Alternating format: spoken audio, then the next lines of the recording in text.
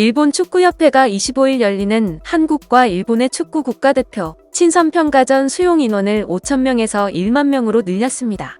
하지만 22일부터 코로나19 긴급 사태를 해제했지만 일본 전역에서 다시 확진자 증가세가 이어지고 있습니다.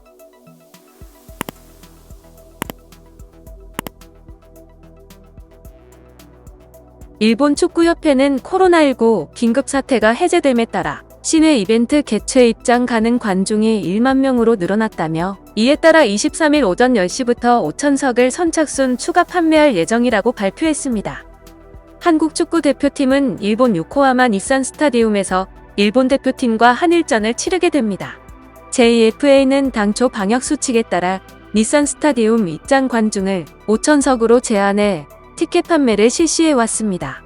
앞서 판매한 5,000석은 이미 매진된 상황이라는 JFA의 발표를 감안하면 추가 판매대 5,000석도 모두 팔릴 가능성이 높은 상황입니다. 지난 16일 일본 축구협회는 입장 관중은 반드시 마스크를 착용해야 하며 사회적 거리두기를 해야 한다. 또한 경기장 게이트에서 체온을 측정해 37.5도를 넘기면 입장할 수 없다. JFA 규정뿐만 아니라 일본 보건당국의 방역 지침을 따라야 한다고 발표했습니다. 일본에서는 22일 0시부로 코로나19 긴급 사태를 해제했습니다. 일본 매체에 따르면 코로나19 확진자는 줄어드는 듯 했으나 다시 재확산 조짐을 보이고 있습니다. 일본 정부는 코로나19 확산에 대응해 1월부터 수도권 4개 광역지방자치단체의 외출 자제와 음식점, 주점 영업시간 단축 등을 골자로 한 긴급사태를 발령한 뒤 이후 11개 광역지자체로 확대했습니다. 이후 코로나19 확산세가 진정되면서 일본 정부는 순차적으로 긴급사태를 해제했고 수도권을 마지막으로 전면 해제했습니다. 긴급 해제 이후 일본 도심 번화가를 중심으로 유동인구가 늘어나고 있는 것으로 조사됐습니다.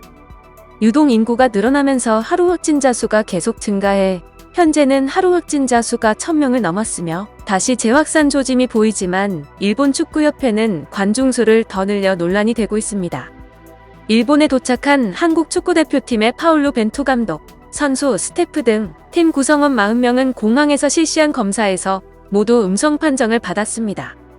한국 축구대표팀은 지난 11월 오스트리아 원정에서 조현우, 황인범, 황희찬, 나상호, 김문환 등이 코로나19에 감염된 바 있습니다.